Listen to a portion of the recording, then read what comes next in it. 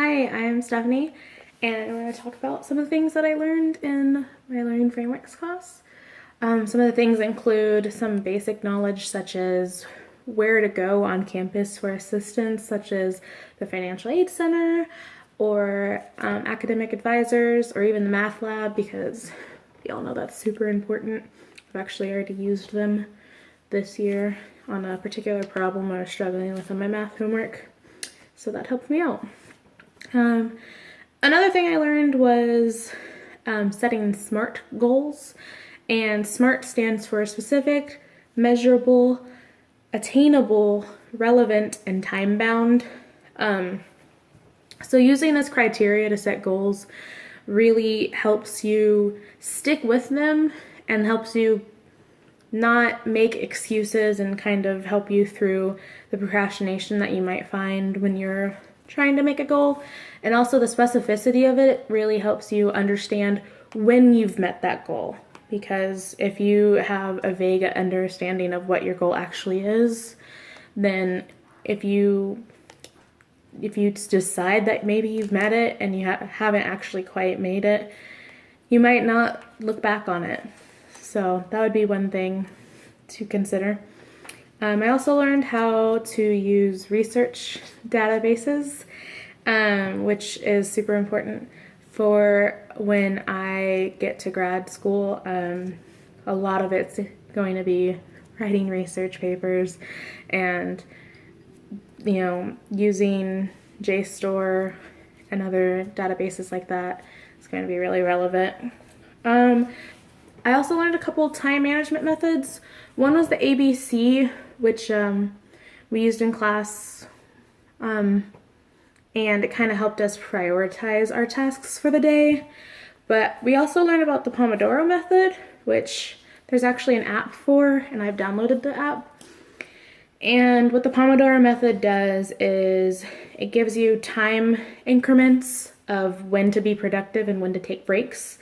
And that helps you manage your time wisely, and it helps you not feel, too encumbersome by, your task. It's not insurmountable.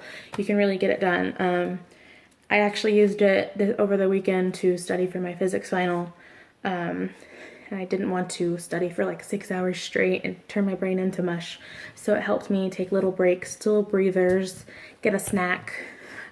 I needed to do that. And so I think that I'm going to continue using that for a while.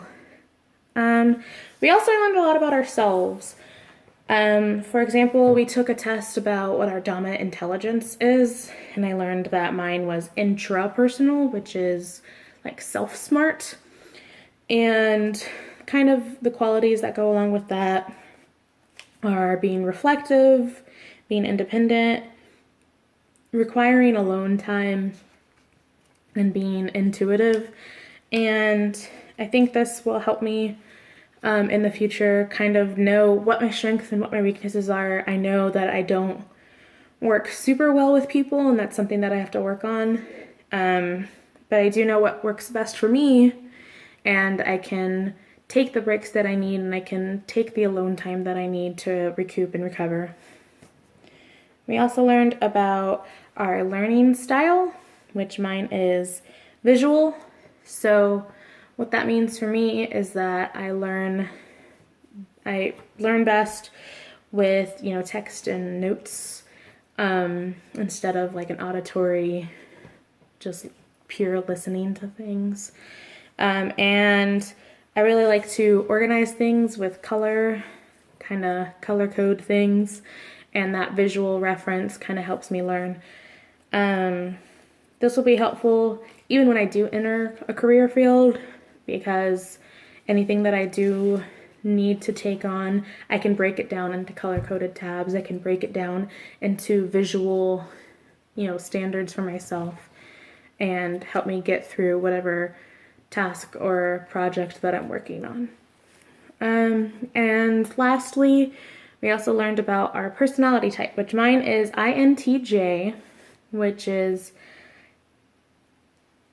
a bit of a logical kind of person. I'm very independent, which is also reflected in my interpersonal intelligence. I enjoy challenges. I am imaginative, but I'm decisive.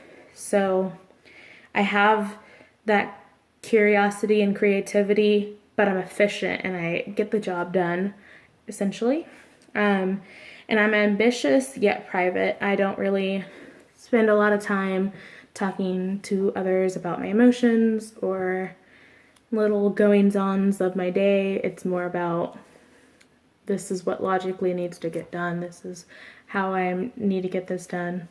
And, that'll reflect in my work ethic.